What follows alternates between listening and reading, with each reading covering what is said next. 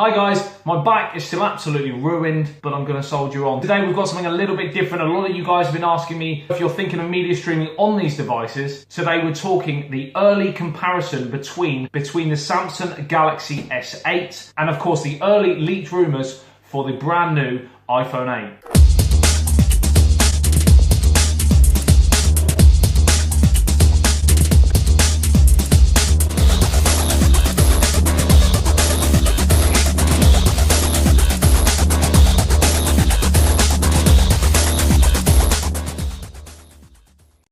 Hi guys, so basically I'm just going to give a quick rundown of the two different devices. We know more about the Samsung Galaxy S8 due to the fact that he's being released in the next couple of months as opposed to the iPhone, which is due out in the autumn. First going to focus on the Galaxy S8 and then I'm going to jump onto the information or the early rumours and leaks for the iPhone 8, so let's go. So of course the first thing we know about the Galaxy S8 is there is going to be no flat screen version. It's going to be an S8 Edge basically, or the S8 Edge Plus. It's not going to have the Edge in the title, but it is going to be a curved display for both. So you're going to have a 5.8 inch screen for the standard S8 and of course a 6.2 for the Plus. It is going to be a larger screen to handset ratio, so you're losing the bezels. So as far as we're aware, there's not going to be a home button on the S8 now, and there's also not going to be a Samsung logo. That was scrapped, I believe, about 6 to 8 weeks ago, when there was a lot of rumours to suggest it was going to be a thin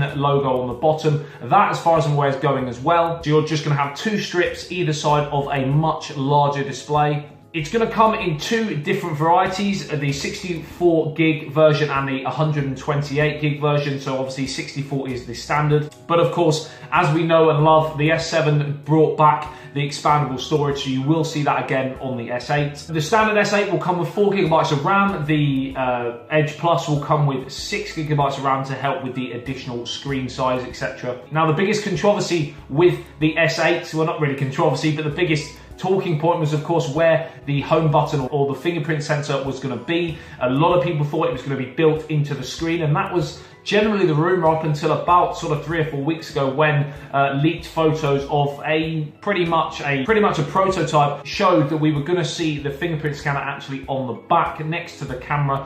So of course that is going to be there. Now I'd like to know your feeling on this. I personally think that this might become slightly uncomfortable and it would be much better to see it on the display, but of course the technology probably wasn't quite around. They were obviously focusing more on other things to make sure the Samsung S8 was a success, and they're going to probably focus maybe on that on the S9. But let me know in the comment section below whether you think moving to the back was a good thing or whether you'd like to see it somewhere else. Oh, just a quick thing.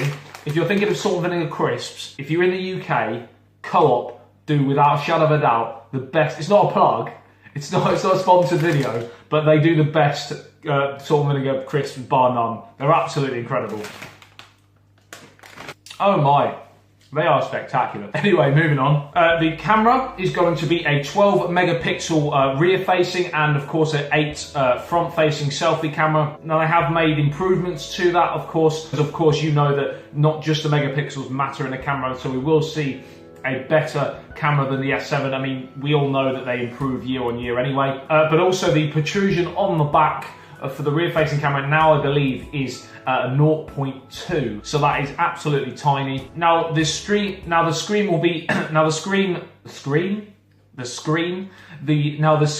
will be a QHD AMOLED display. Now we all know that Samsung do, you know, pretty much right up there the best screens displays on the market. It's going to be no different. This is going to be another really top display. Now as far as I'm aware as well, they are going to be using a 3D touch mechanism on the screen. Whether that's I believe that's going to be more of a press and hold in terms of what it's going to do with certain apps and things like that, as opposed to actually in the display. But again, I'm not too sure on that, so don't quote me on that one. Again, as far as I'm aware, it's going to come in two different varieties. So you're going to have the sort of gold, champagne gold sort of look that we've seen across many of the ranges so far since the S6. And of course a jet black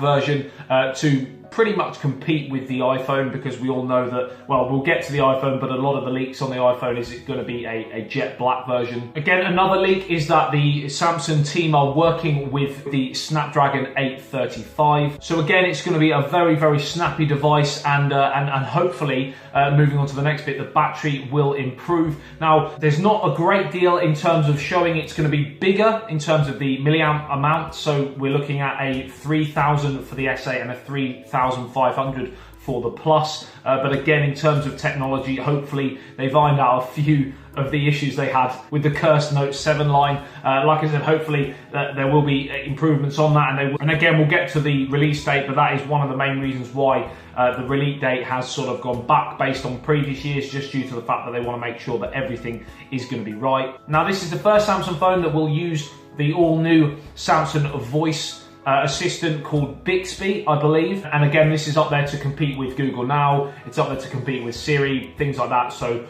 again, time will tell whether that is a success or not. Now, we've got one more thing before we talk price and release date. There is, I believe, going to be the iris scanner again, like there was on the Note 7. But again, it's going to have improvements, and it's going to be quicker, and it's going to read far better. So that is another thing that's going to be added to the S8 range. Now, in terms of price, we're looking at around 850 euros if the rumours are correct. And the release date, well, there is a Samsung event on March the 29th, which will probably tell an exact date. If we are to believe what we've heard, it is due to be launched on April the 21st. That is, as far as I'm aware, the release date for the Galaxy S8.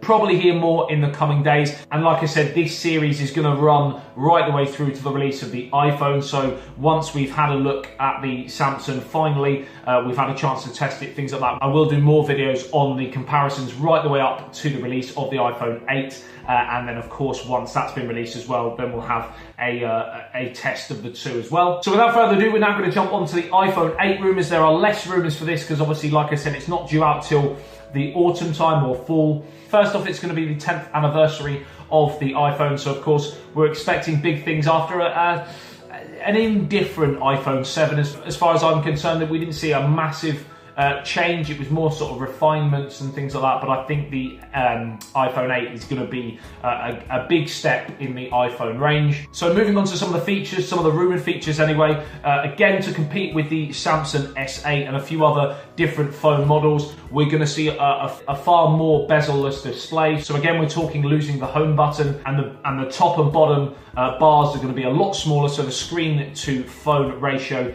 is going to be much bigger. I believe there may be 3 varieties of the iPhone 8. Again, a lot of this is conjecture at the moment, but it is believed there's going to be 3 different, from small, middle and large in terms of the sizes. The exact sizes I will look into, and of course in future videos we will have more information on that. But in terms of losing some of the features we're used to, like losing the home button, we're also going to be losing, as far as I'm aware, the volume rockers, and the mute button is a big talking point at the moment. There is talks about there being possibly, there is talks, my back's causing my head to explode. There is talk that the mute button is going to go, which, again, let me know in the comment section below what you feel about that. I certainly feel that that would be a downgrade, because I believe the mute button is very, very handy, especially if you're with friends and you don't want your phone to go, or you're in a meeting, you're at work and you don't want your phone to go off, and it does go off and you forget, you can just quickly flick it and it sends it to mute. Whereas now you have to actually go into your phone and go to your settings and mute it that way. So I would like to see that, but again, they're trying to get this sort of all-in-one display to help with the design and feel of the product, but also in terms of its water-resistant ability. They want to try and reduce as many buttons and gaps and things like that as possible.